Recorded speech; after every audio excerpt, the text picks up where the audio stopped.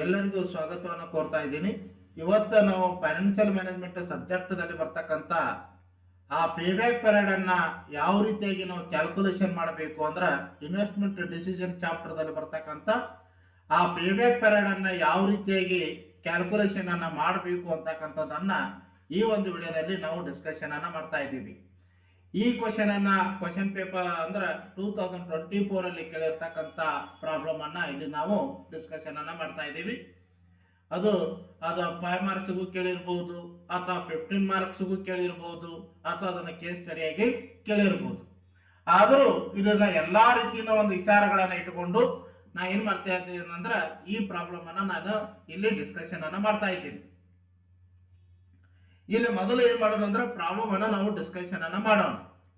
ಇಲ್ಲಿ ಮೊದಲು ನಾವು ಏನ್ ಮಾಡ್ಕೋಬೇಕಪ್ಪ ಅಂದ್ರ ಏನು ಮಾಡಬೇಕಂದ್ರ ಪ್ರಾಬ್ಲಮ್ ಅನ್ನ ಐಡೆಂಟಿಫೈ ಮಾಡ್ಕೋಬೇಕು, ಪ್ರಾಬ್ಲಮ್ ಅನ್ನ ತಿಳ್ಕೋಬೇಕು. ನೋಡ್ರಿ, ಈತಾ limited is producing articles by manual labour is considering it by a new machinery. ನೋಡ್ರಿ, ಈಗ ಈತಾ ಲಿಮಿಟೆಡ್ ದವರು ಏನ್ ಮಾಡ್ತಾ ಇದಾರೆ ಅಂದ್ರ ಆರ್ಟಿಕಲ್ಸ್ ಗಳನ್ನ ಪ್ರೊಡಕ್ಷನ್ ಮಾಡ್ತಾ ಇದಾರೆ, ಅಂದ್ರೆ ಮೆಟೀರಿಯಲ್ಸ್ ಅನ್ನ ಪ್ರೊಡಕ್ಷನ್ ಮಾಡ್ತಾ ಇದಾರೆ. ಅದು ಲೇಬರ್ ಅನ್ನ ತಗೊಂಡು ಮೆಟೀರಿಯಲ್ಸ್ ಅನ್ನ ಯೂಸ್ ಮಾಡ್ತಾ ಇದಾರೆ, ಅಂದ್ರೆ ಮೆಟೀರಿಯಲ್ಸ್ ಅನ್ನ ಪ್ರೊಡಕ್ಷನ್ ಮಾಡ್ತಾ ಇದ್ದಾರೆ. ಅವ್ರು ಏನ್ ಮಾಡಿದಾರೆ ಅಂದ್ರೆ ಒಂದು ಮಷೀನ್ ಅನ್ನ ಪರ್ಚೇಸ್ ಮಾಡ್ಬೇಕಂತ ವಿಚಾರ ಮಾಡಿದಾರ. ಆ ಮಷೀನ್ಗಳು ನೋಡ್ರಿ, there are 2 alternative models M and N. ಅಂದ್ರೆ 2 ಮಷೀನ್ಗಳಾದವಲ್ಲ ಅವ್ರಿಗೆ. ಓಕೆ, ಒಂದು ಮಷೀನ್ ಅನ್ನ ಅವರು ಪರ್ಚೇಸ್ ಮಾಡಬೇಕಾಗ್ಯದ, ಆದ್ರೆ ಅವ್ರ ಕಡೆ 2 ಮಾಡೆಲ್ಗಳು ಅದಾವ. ಒಂದು M ಮಾಡೆಲ್ ಅದ, ಇನ್ನೊಂದು ಏನದ ಅಂದ್ರೆ N ಮಾಡೆಲ್ ಅದ. Prepare a statement of profitability showing the payback period. ಅಂದ್ರೆ ಪ್ರಾಫಿಟಬಿಲಿಟಿಯನ್ನ ಕಂಡುಹಿಡಿದು ನಾವೇನ್ ಮಾಡ್ಬೇಕಪ್ಪ ಅಂದ್ರೆ ಪೇಬ್ಯಾಕ್ ಪೀರಿಯಡ್ ಅನ್ನ ಕ್ಯಾಲ್ಕುಲೇಷನ್ ಮಾಡಬೇಕು. ಅಂದ್ರೆ M ಮಷೀನ್ ಚಲೋ ಅದು ಅಥವಾ weather is it M machine is better or machine B. You have to calculate by payback period, then you have to do the conclusion which machine is better. Okay, then means after calculation of the payback period. Okay, there are 2 machines, machine A and machine B. Estimated life of machine 8 years. Machine A 8 years ಅದಪ್ಪ ಅಂದ್ರೆ life ಎಷ್ಟದ್ರಿ 8 years ಅದ.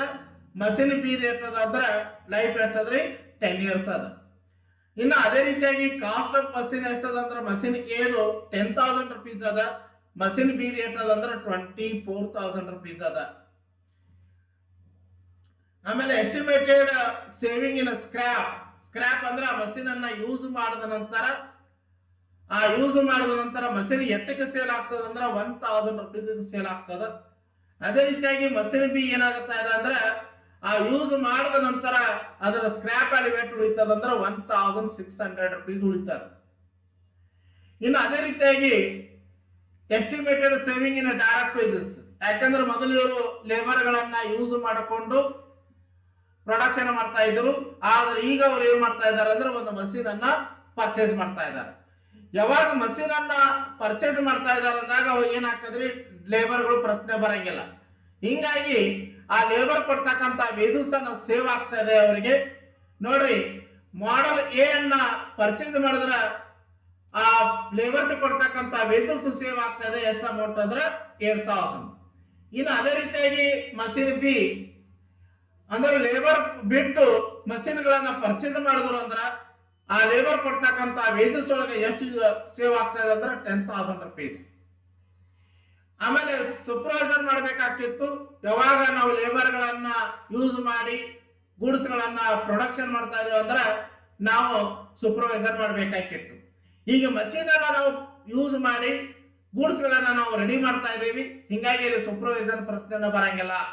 ಆದ್ದರಿಂದ ಆ supervisor cost ಎಷ್ಟು ಉಳಿತದ ಅಂದ್ರೆ ಎಷ್ಟು save ಆಗ್ತಾ ಇದೆ ಅಂದ್ರೆ 2,000 rupees ಮಾಡೆಲ್ ಬಿ 3,000. ಇನ್ನು ಅಡಿಷನಲ್ ಕಾಸ್ಟ್ ಆಫ್ ಮಷೀನ್, ಆ ಮಷೀನ್ ಅನ್ನ ಪರ್ಚೇಸ್ ಮಾಡೋದ್ರಿಂದ ಮತ್ತೆ ಎಕ್ಸ್ಟ್ರಾ ಕಾಸ್ಟ್ ಆಗ್ತಾ ಇದೆ. ಎಷ್ಟು ಕಾಸ್ಟ್ ಆಗ್ತಾ ಇದೆ ಅಪ್ಪ ಅಂದ್ರೆ 2,000 rupees ಮಷೀನ್ ಎ. ಇನ್ನು ಅದೇ ರೀತಿಯಾಗಿ ಮಷೀನ್ ಬಿ 2,600. ಓಕೆ, ಈ ರೀತಿಯಾಗಿ ಇನ್ಫಾರ್ಮೇಶನ್ಸ್ ಅನ್ನ ಕೊಟ್ಟಿದ್ದಾರೆ. ನಾವೇನ್ ಮಾಡ್ಬೇಕಂದ್ರೆ ಈಗ ಪ್ರಾಬ್ಲಮ್ ಅನ್ನ ನಾವು ಸಾಲ್ವ್ ಮಾಡಬೇಕು. ಈಗ ಪ್ರಾಬ್ಲಮ್ ಅನ್ನ ಸಾಲ್ವ್ ಮಾಡೋಣ ಅಂತ. ಈಗ ಇಲ್ಲಿ there are two machines, machine A and machine B. You have to say which machine is better than other machine. ಇಲ್ಲಿ ನಾವೇನ್ ಮಾಡ್ಬೇಕಂದ್ರೆ statement saving annual cash inflow ಅಂದ್ರೆ ಇನ್ಕಮ್ ಅನ್ನ ನಾವು ಕಂಡುಹಿಡಿಬೇಕಾಗ್ಯದ. ನೋಡ್ರಿ ಅಲ್ಲಿ ಪ್ರಾಬ್ಲಮ್ ಅನ್ನ ಏನ್ ಮಾಡಿದಪ್ಪ ಅಂದ್ರೆ ಸಿಂಪಲ್ ಆಗಿ ಕೊಟ್ಟಿದ್ದೀನಿ. ಆ ಪ್ರಾಬ್ಲಮ್ ಅನ್ನು ತಗೊಂಡು ನಾವು ಏನ್ ಮಾಡ್ಬೇಕಪ್ಪ ಅಂದ್ರೆ ನಾರ್ಮಲ್ ಆಗಿ ನಾವು ಪೇ ಬ್ಯಾಕ್ ಪೀರಿಯಡ್ ಅನ್ನ ಕ್ಯಾಲ್ಕುಲೇಷನ್ ಮಾಡಬೇಕು. ಮೊದಲು ಇನ್ಕಮ್ ಅನ್ನ ಕಂಡುಹಿಡಿಬೇಕು. ನೋಡ್ರಿ ಸ್ಟೇಟ್ಮೆಂಟ್ ಸೇವಿಂಗ್ ಆನ್ಯುವಲ್ ಕ್ಯಾಶ್ ಇನ್ ಫ್ಲೋ ಅನ್ನ ಫೈಂಡ್ ಔಟ್ ಮಾಡಬೇಕು. Particulars machine A, machine B, ಅದು ಎಂ ಅಂಡ್ ಎನ್ ಇರ್ಬೋದು. ಇಲ್ಲಿ ಮಷೀನ್ ಎ ಬಿ ಎ ಅಂತ ತಗೋರಿ ಅಥವಾ ಮಷೀನ್ ಬಿ ಅಂತ ತಗೋರಿ ನಡೀತದೆ. ಸೇವಿಂಗ್ಸ್ ಇನ್ ಸ್ಕ್ರಾಪ್ ಅಂದ್ರೆ ಲೇಬರ್ ಅನ್ನ ಬಿಟ್ಟು ಮಷೀನ್ಸ್ ಅನ್ನ ಪರ್ಚೇಸ್ ಮಾಡೋದ್ರಿಂದ ಸ್ಕ್ರಾಪ್ ದಲ್ಲಿ ಸೇವ್ ಆಗ್ತದೆಪ್ಪ ಅಂದ್ರೆ ಎಷ್ಟು ಆಗ್ತಾ ಇದೆ? ಇಲ್ಲಿ 1000 rupees ಆಗ್ತಾ ಇದೆ. ಪ್ರಾಬ್ಲಮ್ ದಲ್ಲಿ ನೇರವಾಗಿ ಕೊಟ್ಟು ಬಿಟ್ಟಿದ್ದಾನ. ಎಸ್ಟಿಮೇಟೆಡ್ ಸೇವಿಂಗ್ ಇನ್ ಸ್ಕ್ರಾಪ್ ಎಷ್ಟದಪ್ಪ ಅಂದ್ರೆ 1000 rupees ಅದ. ಇನ್ನು ಅದೇ ರೀತಿಯಾಗಿ ಮಷೀನ್ ಬಿ ಎಷ್ಟದಪ್ಪ ಅಂದ್ರೆ ಸ್ಕ್ರಾಪ್ ಎಷ್ಟು ಸೇವ್ ಆಗ್ತಾ ಇದೆ ಅಂದ್ರೆ 1600 rupees. ಅಂದ್ರೆ ಈಗ ನಾವು ಲೇಬರ್ ಅನ್ನ ತಗೊಂಡಾಗ ಏನಾಗ್ತದಪ್ಪ ಅಂದ್ರ ಸರಿಯಾಗಿ ವರ್ಕ್ ಮಾಡಿಲ್ಲ ಅಂದ್ರೆ ಏನಾಗ್ತದ ಮೆಟೀರಿಯಲ್ಸ್ ಬಹಳ ಹಾಳಾಗ್ತದ. ಆದ್ರೆ ಮಷೀನ್ ಅನ್ನ ಯೂಸ್ ಮಾಡಿ ಗೂಡ್ಸ್ ಗಳನ್ನ ಪ್ರೊಡಕ್ಷನ್ ಮಾಡೋದ್ರಿಂದ ಏನಾಗತ್ತಂದ್ರ ನಾರ್ಮಲ್ ಆಗಿ ಸ್ಕ್ರಾಪ್ ಕಡಿಮೆ ಆಗ್ತದ. ಓಕೆ, ಎಷ್ಟು ಸ್ಕ್ರಾಪ್ ಕಡಿಮೆ ಆಗ್ತದೆ, ಎಷ್ಟು ಸೇವ್ ಆಗ್ತದ ಅನ್ನೋದು ಕೊಟ್ಟಿದ್ದಾನ. ಅಂದ್ರ ಮಷೀನ್ ಬಿ ಇರ್ತಕ್ಕಂಥ ಸ್ಕ್ರಾಪ್ ಎಷ್ಟು ಸೇವ್ ಆಗ್ತಾ ಇದೆ ಅಂದ್ರೆ 1600. ಅದೇ ರೀತಿಯಾಗಿ ಮಷೀನ್ ಎ ಎಷ್ಟದಪ್ಪ ಅಂದ್ರೆ 1000 rupees. ಇನ್ನು ಸೇವಿಂಗ್ ಇನ್ ಡೈರೆಕ್ಟ್ ವೇಜಸ್ ನೋಡ್ರಿ, ಆ ಡೈರೆಕ್ಟ್ ವೇಜಸ್ ದಲ್ಲಿ ಎಷ್ಟು ಸೇವ್ ಆಗ್ತಾ ಇದೆ ಅಂದ್ರೆ 7000 rupees ಅನ್ನ ಸೇವ್ ಆಗ್ತಾ ಇದೆ. ಯಾಕಂದ್ರೆ ಲೇಬರ್ ಬಿಟ್ಟು ಮಷೀನ್ ಅನ್ನ ನಾವು ಪರ್ಚೇಸ್ ಮಾಡೋದ್ರಿಂದ ಆ ಲೇಬರ್ ಕೊಡ್ತಕ್ಕಂತ ವೇಜಸ್ ನಮಗ ಸೇವ್ ಆಗ್ತಾ ಇದೆ. ಎಷ್ಟು ಸೇವ್ ಆಗ್ತಾ ಇದೆಪ್ಪ ಅಂದ್ರೆ ಮಷೀನ್ ಎದಿಂದ 7000 rupees. ಇನ್ನು ಮಷೀನ್ ಬಿ ದಿಂದ ನಾವು ಲೇಬರ್ಸ್ ಅನ್ನ ಬಿಟ್ಟು ಲೇಬರ್ಸ್ ಅನ್ನ ಹೊರಗೆ ಹಾಕಿ ಆ ಮಷೀನ್ ಅನ್ನ ನಾವು ತಗೊಳ್ಳೋದ್ರಿಂದ ನಮ್ಮ ಕಂಪನಿಗೆ ಎಷ್ಟು ಸೇವ್ ಆಗ್ತದಪ್ಪ ಅಂದ್ರೆ ಡೈರೆಕ್ಟ್ ವೇಜಸ್ ಅವ್ರು ಕೊಡುವಂತ ಅವಶ್ಯಕತೆನೇ ಬೀಳಂಗಿಲ್ಲ. ಯಾಕಂದ್ರೆ ಡೈರೆಕ್ಟ್ ನಾವು ಲೇಬರ್ಸ್ ಅನ್ನ ನಾವು ತಗೊಳಂಗಿಲ್ಲ, ಮಷೀನ್ ಅನ್ನ ತಗೋತೀವಿ. ಮಷೀನ್ ತಗೊಳ್ಳೋದ್ರಿಂದ ಲೇಬರ್ಸ್ ಕೊಡ್ತಕ್ಕಂತ ವೇಜಸ್ ಎಷ್ಟು ಸೇವ್ ಆಗ್ತದೆ ಅಂದ್ರೆ 10,000 rupees. ಓಕೆ, ಇವನ್ನೆಲ್ಲ ಕುಡಿಸ್ಕೋರಿ 10,000 rupees as it is given in the problem. Total savings ನೋಡ್ರಿ 1000 ಪ್ಲಸ್ 7000, 1000 ಪ್ಲಸ್ 7000 ಅಂದ್ರೆ ಎಷ್ಟು ಆಗತ್ರಿ? 9000 ಆಗತ್ತ. ಇನ್ನು ಅದೇ ರೀತಿಯಾಗಿ ಮಷೀನ್ ಬಿ 1600 ಪ್ಲಸ್ 10,000 ಅಂದ್ರೆ ಎಷ್ಟಾಯ್ತು? 1600 ಪ್ಲಸ್ 10,000 ಅಂದ್ರೆ 11,600 ಟೋಟಲ್ ಸೇವ್ ಆಗ್ತಾ ಇದೆ. ಅಂದ್ರ ಲೇಬರ್ಸ್ ನಮ್ಮ ಕಂಪನಿಯಲ್ಲಿ ದುಡಿತಾ ಇದ್ರು, ಅವ್ರಿಗೆ ಬೇಡ, ಅವ್ರಿಗೆ ಹೊರಗೆ ಹಾಕಿ ನಾವು ಮಷೀನ್ ಅನ್ನ ತಗೊಂಡು ಗೂಡ್ಸ್ ಗಳನ್ನ ಪ್ರೊಡಕ್ಷನ್ ಮಾಡೋಣ ಅಂತೇಳಿ ಅವರು ಡಿಸೈಡ್ ಮಾಡ್ಯಾರ. ಡಿಸೈಡ್ ಮಾಡಿದ ಮ್ಯಾಗ ಮಷೀನ್ ಎ ದಿಂದ ಬರ್ತಕ್ಕಂತ ಎಷ್ಟು ಸೇವ್ ಆಗ್ತಾ ಇದೆ ಅಂದ್ರೆ ಇನ್ಕಮ್ 9000 rupees ಆಗ್ತಾ ಇದೆ. ಅದೇ ರೀತಿಯಾಗಿ ಮಷೀನ್ ಬಿ ಇದು ಎಷ್ಟು ಇನ್ಕಮ್ ಅನ್ನ ಸೇವ್ ಆಗ್ತಾ ಇದೆ ಅಂದ್ರೆ 11,600. ಓಕೆ, ಇಲ್ಲಿ ಇನ್ಕಮ್ ಅನ್ನ ಬರ್ತಾ ಇದೆ, ಅಮೌಂಟ್ ಅನ್ನ ಸೇವ್ ಆಗ್ತಾ ಇದೆ, ಒಪ್ಕೊಳ್ಳೋಣ. ಆದ್ರೂ ಕೆಲವೊಂದಿಷ್ಟು ಎಕ್ಸ್ಪೆಂಡಿಚರ್ ಅದಾವ, ಅವನು ನಾವೇನ್ ಮಾಡ್ಬೇಕ್ರಿ? ಲೆಸ್ ಮಾಡಬೇಕು. ಲೆಸ್ ಕಾಸ್ಟ್ ಆಫ್ ಸೂಪರ್ವೈಸರ್ ಎಷ್ಟದಪ್ಪ ಅಂದ್ರೆ ಮಷೀನ್ ಎದು 2000 rupees. Less cost of supervisor ಎಷ್ಟದಂದ್ರೆ 2000 rupees. ಇನ್ನು ಮಷೀನ್ ಬಿ ಎಷ್ಟದ ಅಮೌಂಟ್? 3000 rupees ಅದ. ಮಷೀನ್ ಬಿ 3000 rupees ಅದ. ಇನ್ನ ಕಾಸ್ಟ್ ಆಫ್ ಮೇಂಟೆನೆನ್ಸ್ ನೋಡ್ರಿ, ಯಾಕಂದ್ರೆ ಮಷೀನ್ ಅನ್ನ ನಾವು ಪರ್ಚೇಸ್ ಮಾಡ್ತೀವಪ್ಪ ಅಂದ್ರ ಅದನ್ನ ಮೇಂಟೆನೆನ್ಸ್ ಮಾಡ್ಬೇಕಾಗ್ತದ. ಮೇಂಟೆನೆನ್ಸ್ ಸಂಬಂಧ ಎಕ್ಸ್ಪೆಂಡಿಚರ್ ಮಾಡ್ಬೇಕಾಗ್ತೈತಿ. ಅದರತಕ್ಕಂತ ಮೇಂಟೆನೆನ್ಸ್ ಎಕ್ಸ್ಪೆಂಡಿಚರ್ ಎಷ್ಟದ್ರಿ? 2000 rupees. ಇನ್ನು ಮಷೀನ್ ಬಿ ಅದು ಎಷ್ಟದಂದ್ರ 2600 rupees ಆಗತ್ತ. ನೋಡ್ರಿ, ಕಾಸ್ಟ್ ಆಫ್ ಮೇಂಟೆನೆನ್ಸ್ 2000 rupees ಅದ. ಅದೇ ರೀತಿಯಾಗಿ cost of additional cost of maintenance ಎಷ್ಟಾದ್ರೆ 2600 rupees ಅದ. ಇನ್ನ ನಾವೇನ್ ಮಾಡ್ಬೇಕಪ್ಪ ಅಂದ್ರೆ ಟೋಟಲ್ ಸೇವಿಂಗ್ ಒಳಗ ಕಾಸ್ಟ್ ಅನ್ನ ಲೆಸ್ ಮಾಡ್ಕೋರಿ. ಅಂದ್ರೆ 9000 - 2000 - 2000 ಅಂದ್ರೆ 9,000 ಒಳಗ 2,000 ಕಾಸ್ಟ್ ಆಫ್ ಸೂಪರ್ವೈಸರ್ ಅನ್ನ ಲೆಸ್ ಮಾಡಿ, 9,000 ಒಳಗ ಕಾಸ್ಟ್ ಆಫ್ ಮೇಂಟೆನೆನ್ಸ್ ಅನ್ನ ಕೂಡ ಲೆಸ್ ಮಾಡಿ, 9,000 ಒಳಗ 4,000 rupees ಅನ್ನ ಲೆಸ್ ಮಾಡ್ರಿ. ಆನ್ಸರ್ ಎಷ್ಟು ಬರ್ತೈತ್ರಿ? 5,000. ಇನ್ನು ಅದೇ ರೀತಿಯಾಗಿ ಮಷಿನ್ ಬಿ ಟೋಟಲ್ ಸೇವಿಂಗ್ಸ್ ಎಷ್ಟದಂದ್ರೆ 11,600 rupees ಅದ. ಅಲ್ಲಿ cost of supervisor 3,000 rupees less ಮಾಡಿ, ಕಾಸ್ಟ್ ಆಫ್ ಮೇಂಟೆನೆನ್ಸ್ 2,600 rupees ಅನ್ನ ಲೆಸ್ ಮಾಡಿ. ನೋಡ್ರಿ 11,600 ಮೈನಸ್ 3,000 ಮೈನಸ್ 2,600 ಅಂದ್ರೆ ಆನ್ಸರ್ ಎಷ್ಟು ಬರ್ತರಿ? 6,000 rupees. ಅಂದ್ರೆ ನೆಟ್ ಕ್ಯಾಶ್ ಇನ್ಫ್ಲೋ ಎಷ್ಟಾಯ್ತು ಅಂದ್ರೆ 5,000 6,000 5,000 6,000.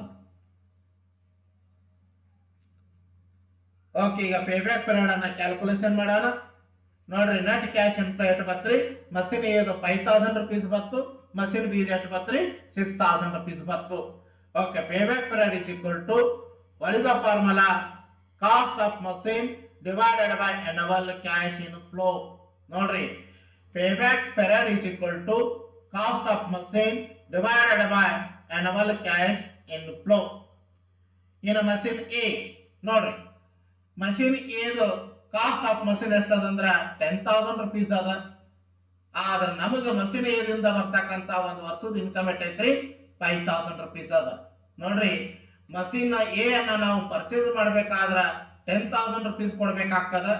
ಆದ್ರ ಪ್ರತಿ ವರ್ಷ ಬರ್ತಕ್ಕಂತ ಇನ್ಕಮ್ ಎಷ್ಟೈತ್ರಿ? 5,000 rupees ಅದ ಮಷಿನ್ ಎ. ಅಂದ್ರೆ ಪ್ರತಿ ವರ್ಷ ನಾವು 5,000 rupees ಅನ್ನ ನಾವು ಇನ್ಕಮ್ ಅನ್ನ ಅರ್ನ್ ಮಾಡ್ತೇವಂದ್ರ ಅಂದ್ರ ಆ ಮಷಿನ್ ಎಕ್ಸ್ಪೆನ್ಸಸ್ ಅನ್ನ ರಿಕವರಿ ಮಾಡ್ಕೋಬೇಕಾದ್ರ ಅಂದ್ರೆ ಎಷ್ಟು ಇಯರ್ ಬೇಕ್ರಿ? 2 years ಬೇಕು.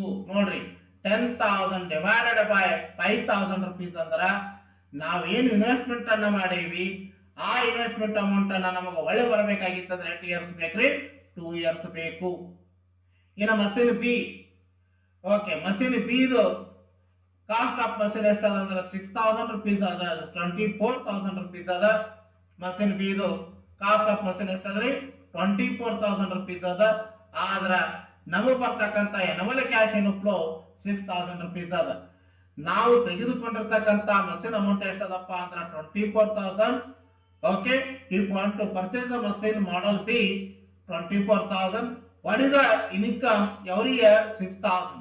ಅಂದ್ರೆ ಪ್ರತಿ ವರ್ಷ ನಮಗೆ 6,000 rupees ಇನ್ಕಮ್ ಆದ್ರ ನಮಗೆ 24,000 ಅಮೌಂಟ್ ಅನ್ನ ಇನ್ವೆಸ್ಟ್ಮೆಂಟ್ ಮಾಡಿದ್ದು ನಮಗೆ ಮರಳಿ ಬರಬೇಕು, ರಿಟರ್ನ್ ಬರಬೇಕಂದ್ರ ಎಷ್ಟು ಇಯರ್ಸ್ ತಗೋತೈತ್ರಿ?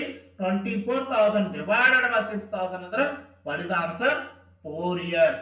ನಾವೇನ ಇನ್ವೆಸ್ಟ್ಮೆಂಟ್ ಮಾಡಿಲ್ಲ 24,000 rupees ಅನ್ನ, ಆ 24,000 ಅಮೌಂಟ್ ಅನ್ನ ನಮಗ ರಿಕವರಿ ಆಗಬೇಕಾಗಿತ್ತಂದ್ರ ನಮಗೆ ಎಷ್ಟು ಇಯರ್ ಬೇಕಾಕತ್ರಿ? 4 years ಬೇಕಾಗತ್ತ. ಅಂದ್ರೆ ಯಾವ ಮಷಿನ್ ಬೆಟರ್ ಐತ್ರಿ? ಮಷಿನ್ ಎ ಒಳಗೆ ಇನ್ವೆಸ್ಟ್ಮೆಂಟ್ ಮಾಡಿರ್ತಕ್ಕಂಥ ಅಮೌಂಟ್ ಅನ್ನ ನಮಗೆ ಒಳ್ಳೆ ಬರಬೇಕಾಗಿತ್ತಂದ್ರ 2 years ಅನ್ನ ಬೇಕು. ಮಷಿನ್ ಬಿ ಒಳಗ ನಾವು 24,000 rupees ಅನ್ನ ನಾವು ಇನ್ವೆಸ್ಟ್ಮೆಂಟ್ ಮಾಡೇವಿ, ಅಲ್ಲಿ ನಮಗೆ 24,000 ಅಮೌಂಟ್ ಅನ್ನ ನಾವು ರಿಕವರಿ ಆಗಬೇಕಾಗಿತ್ತಪ್ಪ ಅಂದ್ರೆ ಎಷ್ಟು ಇಯರ್ಸ್ ಬೇಕಾಗತ್ತೆ? ಅಲ್ಲಿ 4 years ಬೇಕಾಗ್ತದ.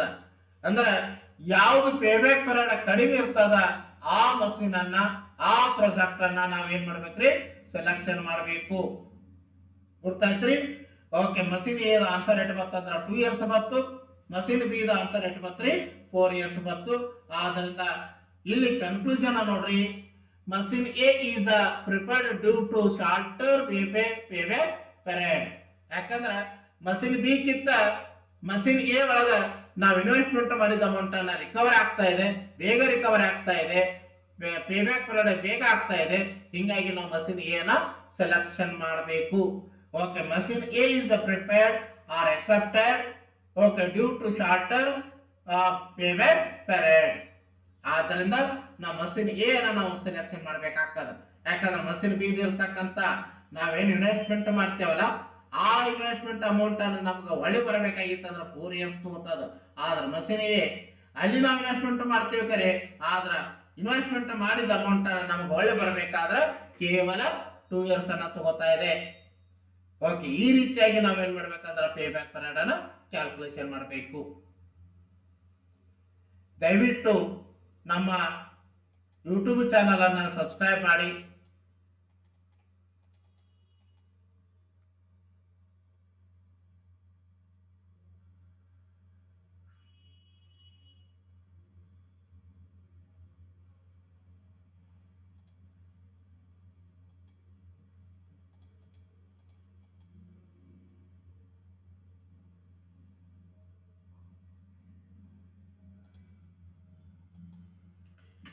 ಓಕೆ, ಯೂಟ್ಯೂಬ್ ಚಾನಲ್ ಅನ್ನು ಸಬ್ಸ್ಕ್ರೈಬ್ ಮಾಡಿ.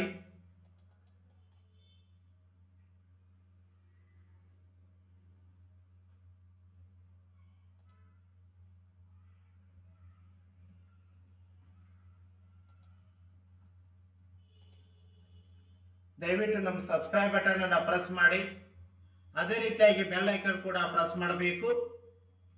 ನಿಮ್ಮ ಮತ್ತು ದಯವಿಟ್ಟು ನಮ್ಮ ಈ ಒಂದು ವಿಡಿಯೋಕ್ಕೆ ಲೈಕ್ ಅನ್ನು ಕೊಡಿ. ಇಲ್ಲಿ ತಾವು ದಯವಿಟ್ಟು ಈ ಒಂದು ವಿಡಿಯೋಕ್ಕೆ ಲೈಕ್ ಅನ್ನು ಕೊಡಿ. ಅದೇ ರೀತಿಯಾಗಿ ನಿಮ್ಮ ಫ್ರೆಂಡ್ ಸರ್ಕಲ್ಗೆ ದಯವಿಟ್ಟು ಈ ವಿಡಿಯೋನ ಶೇರ್ ಮಾಡಿ. ನಿಮ್ಮ ಅಭಿಪ್ರಾಯ, ನಿಮ್ಮ ಸಲಹೆ ಸೂಚನೆಗಳನ್ನ ಕೆಳಗಡೆ ಕಮೆಂಟ್ ಬಾಕ್ಸ್ ನಲ್ಲಿ ಬರಿಬೇಕು. ಓಕೆ ಸರ್, ನನಗೆ ಇದು ಸಬ್ಜೆಕ್ಟ್ ಪ್ರಾಬ್ಲಮ್ ಇದೆ ಅಥವಾ ಈ ಸಬ್ಜೆಕ್ಟ್ ಮೇಲೆ ವಿಡಿಯೋ ಮಾಡಿ ಅಂತ ಹೇಳಿದಾಗ ನನಗದು ಮಾಡಕ್ಕೆ ಈಜಿ ಆಗತ್ತ. ಮತ್ತು ಈ ವಿಡಿಯೋಕ್ಕೆ ಸಂಬಂಧಪಟ್ಟಿರ್ತಕ್ಕಂಥದ್ದು ಏನಾದರೂ ನಿಮಗೆ ಡೌಟ್ಗಳಿದ್ರೆ ದಯವಿಟ್ಟು ಕಮೆಂಟ್ ಬಾಕ್ಸ್ ನಲ್ಲಿ ಬರಿಬೇಕಂತೇಳಿ ಕೇಳ್ಕೊತಾ ಇದ್ದೀನಿ. ಇಲ್ಲಿ ಯಾವ್ದಾದ್ರು ಸಬ್ಜೆಕ್ಟ್ ವಿಡಿಯೋ ಲಿಂಕ್ಗಳನ್ನ ತಮಗೆ ಬೇಕಾಗಿತ್ತಂದ್ರೆ ಈ ನಂಬರ್ಗೆ ಮೆಸೇಜ್ ಮಾಡಬೇಕು. 9986529073. ಆ ಸಬ್ಜೆಕ್ಟ್ ಹೆಸರನ್ನ ಬರೆದು ಕಳಿಸಿದ್ರೆ ಆ ಸಬ್ಜೆಕ್ಟ್ಗೆ ಸಂಬಂಧಪಟ್ಟಿರ್ತಕ್ಕಂಥ ವಿಡಿಯೋ ಲಿಂಕ್ಗಳನ್ನ ನಾನು ನಿಮಗೆ ಕಳಿಸ್ತಾ ಇದ್ದೀನಿ. Thank you for watching the class.